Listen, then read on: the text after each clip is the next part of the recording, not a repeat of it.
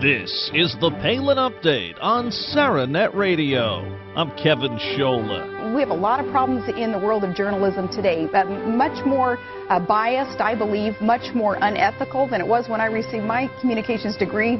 As we approach Election Day, we continue to see slanted stories and coverage, bias and hypocrisy. If you're a woman or minority, you're protected. Unless, of course, you're a conservative, then you're demonized more than anyone. Today, we'll talk to a woman who has some thoughts on this subject. Many of you remember her during her time on the Imus in the Morning program.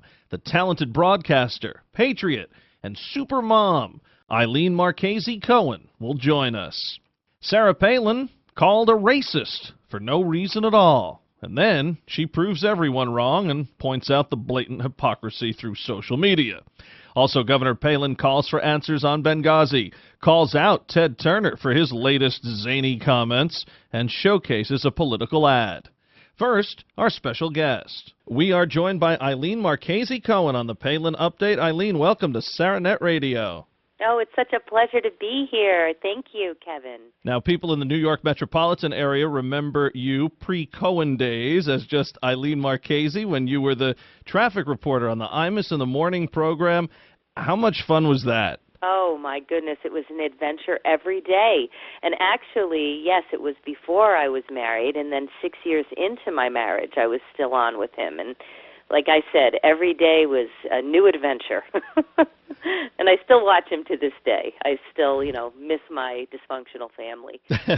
Well, you woke me up every day through high school, and I laughed at you guys every morning. You did a terrific job. And thank you. Now, working with Don Imus, you have a unique perspective on things like media coverage. Although you were long gone from the program during the whole Rutgers flap, you know what kind of person the I-Man is, and more importantly, what kind of shtick the program, had delivered for years. But liberals, anyway, right away called for his firing. Rush Limbaugh more recently, the whole Sandra Fluke deal, looking to fire him. But when Bill Maher can call Governor Palin the C word, and Jimmy Fallon plays his cute little music to mock Michelle Bachmann, and nothing so much as a media mention about those half the time. So what do you think about all this? It's just a bunch of hypocrisy. Absolutely. You took the words right out of my mouth.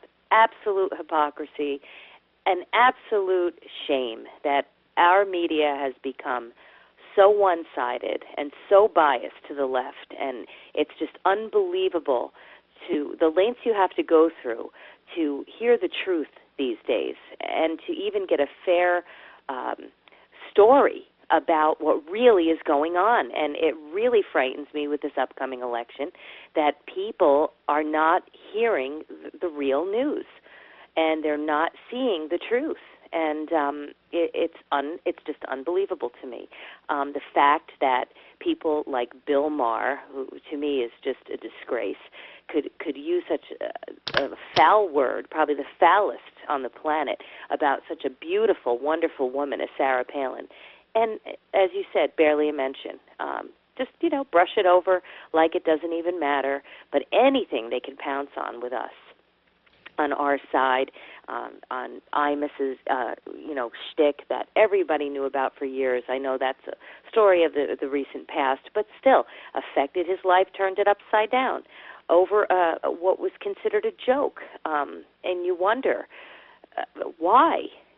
Why is racism so one-sided? Why is the media so one-sided?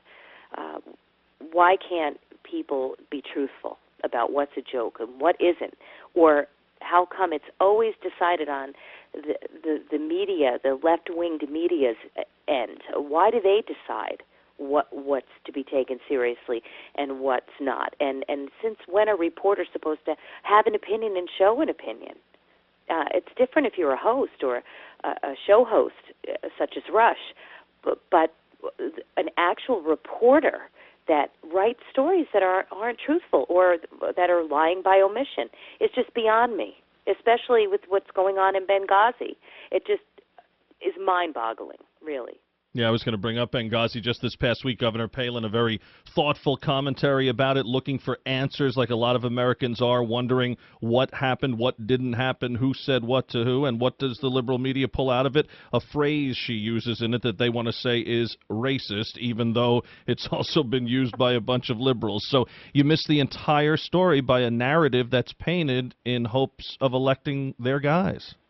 Exactly. I mean, it's unbelievable how they pick apart what's said and paint this distorted picture of what really is going on, and just completely overlook the issue, overlook the tragedy, overlook how this administration just dropped the ball, and 4 Americans are dead. Our ambassador, these families that have to suffer for the rest of their lives because of our lack of in whatever it is, the intelligence failure, or if they watch this in real time, that there wasn't security brought in, there weren't forces brought in when they were asking for help, is just, and they'll take a phrase out of what Sarah Palin says and focus on that and call it racism.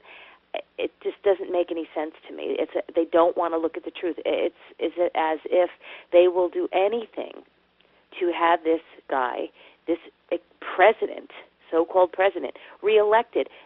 They'll go to any length and not focus on the American people, the Constitution, what this country is built on, or anyone's real opinions about how they feel, how they don't have money to put in gas in the car or extra food on the table or to buy a nice outfit for their child because of the price of everything through the roof, and our tax dollars going up, people losing jobs, small businesses being killed. My sister was a licensed practical nurse on the side, a single mother, and she worked every weekend in the hospital in New Jersey, Chilton Memorial Hospital, for 15 years. And as soon as just the beginnings, the changes started to seep in Obamacare, they let go of all the LPNs on the floor. It didn't matter how long she was there. It didn't matter how hard she worked. I mean, across the board, what's happening to this country, another 4 years, we just can't afford it. We always hear this election is the most important until 4 years later when that election becomes the most important of our time. We've heard this for a long time, but I think a lot of people really think this election is huge. I absolutely agree. This election is crucial for the future of our children, I think, more than any other election, at least in my lifetime, in your lifetime. I'm sure I can't even come up with the words to express, you know, the fear of this president being reelected. It really terrifies me because nothing has ever been the way it's been these past 4 years. I mean, his record is just abominable. His raising $16 trillion in debt. And then he has the nerve to talk about George W. Bush, where he's accumulated this debt in one term, is just beyond me. I just really am frightened about this election, to be perfectly open, honest, and human with you. As a mom, as a wife, a daughter, I worry about my mother. I worry about my children. I worry about the debt they're going to be in. I worry about my other sister who has a small business, which is suffering because of these laws that are being forced upon us. Like if Obamacare really goes through and Mitt Romney isn't elected and can't overturn Obamacare, we're forced to buy health insurance. I mean, what's happening to our free United States of America? Yeah, you mentioned being a mom, a daughter, a wife, a sister, and then you have to hear this fabricated war on women that the people you support are supposedly doing. It's just, you know, you hear it from a guy, people may say, well, wait a minute, what is he? But here you are, you know, you cover all the bases. You're a mom, and like you said, you're worried about your mother. What do you think when you hear that phrase thrown around and just so recklessly? I think it's disgusting, quite frankly, because when I hear about this issue of birth control and free birth control, what is it, $9 a month if you want your birth control? You can go to a clinic and get your birth control. I mean, talk about making this election so small and focusing on such ridiculous things to get reelected. As I said earlier, he'll do anything. This administration will do anything.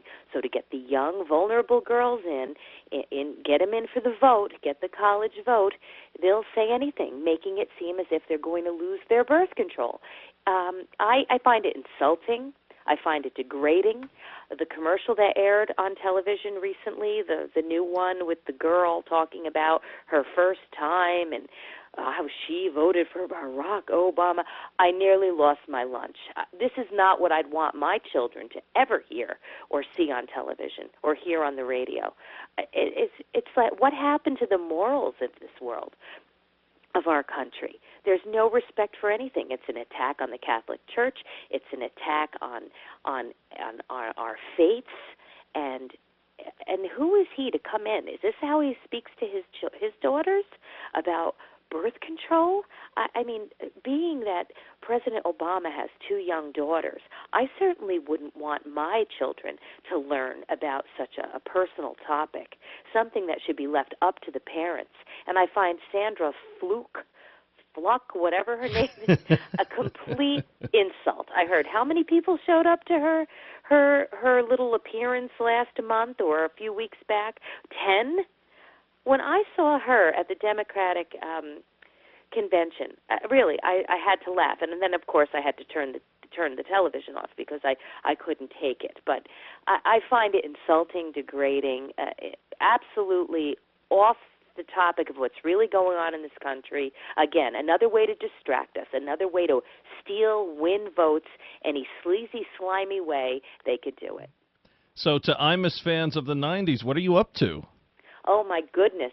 You know, I actually do really miss them, and I do watch them on Fox Business News every morning, but I'm up to so much. I'm busier than ever. I have a daughter who will be 18 in January, Shayna, and my son Michael is 13, and he plays football, and he's busy in school, and she is a future cosmetologist who's working very hard in her senior year, and I'm just very involved with the school, very involved with my parish, St. Augustine's in Ossining, New York, and I also, just on a personal note, have a son with very high-functioning autism. So I've been very involved in our special education parent-teacher association. I'm on the board for that. And just being a wife and a mother, and whatever little free time I get, you know, I kind of want to run right back into work if I could. But, you know, when I think about getting up at 3 o'clock in the morning, it's not so enticing anymore. But I do. My heart is always there, and I do miss it. But I have a wonderful life, a wonderful husband, my husband Steve, and we're together 21 years. We just had our 21st wedding anniversary, and, you know, Imus used to have a field day with us. I mean, that's how I was recognized by him beating up on my poor Jewish fiancé. That's right. We loved every minute of it as listeners. I'm sure you got a lot, but Imus on the program, craziest moment for you? Oh, craziest moment. Oh, I'd have to check my list. Gee, let's see. I guess the time when he had my father play the accordion at the very first radiothon with a monkey on his back, literally a real baby chimpanzee with a tin cup in its hand, playing with its tail wrapped around his neck as he played the accordion. But he raised $1,000 a song for kids with cancer. So, you know, to raise for research. And it really was worth every moment. But that had to be probably the craziest moment, yes. That's tremendous. And we really loved listening to your dad. That was just hysterical stuff as well. God rest his soul. He was the most wonderful man in my life. It was so great. I mean, you know, I'd be late some days, and if he came on at the wrong time, I'd wait a little while, getting yelled at to get out the door, but I had to hear those spots. So, oh, well, thank you. And I have to tell you, everything I've learned politically comes from my father. He was a councilman in Oakland, New Jersey. He won by a landslide every election. So this is in my blood since I'm a young girl, and all my memories and all of my values really were rooted at home with him and my mom. And as far as Imus, good man, isn't he? Orrin Hatch and some of our friends on this show also are Imus guests, and all say he is a special guy behind that I-Man persona. He really is. He really is. I mean, you could see the good man he is underneath all of the ornery moments and the shtick, but he does have a heart. He loves children. He's very loyal to those who work with him and who care about him. And yes, I think underneath all that grumpiness, he's a really good guy. But he does have his moments, and he is kind of hard to, see through. But, when you're in the office with him, I mean, it's been a long time for me, you could see that he really would do anything for you. If he cares about you, he's there for you.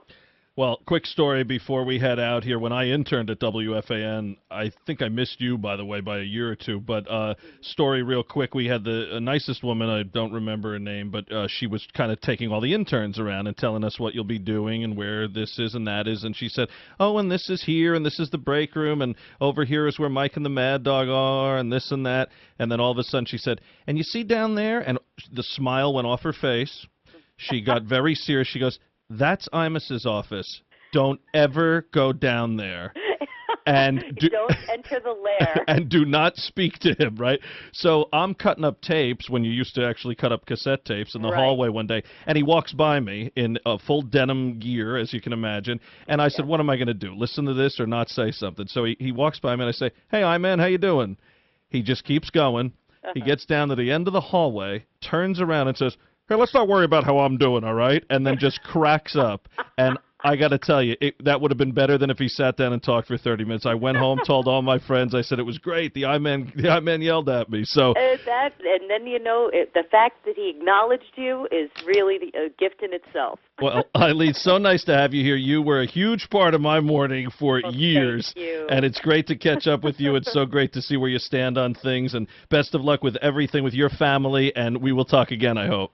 Oh, absolutely. Thank you so much for having me, Kevin, and the best to your family as well. And we'll all be praying next week, especially for President Romney to get in there. Eileen Marchese Cohen, responsible for getting me out of bed each and every weekday morning during her time on Imus.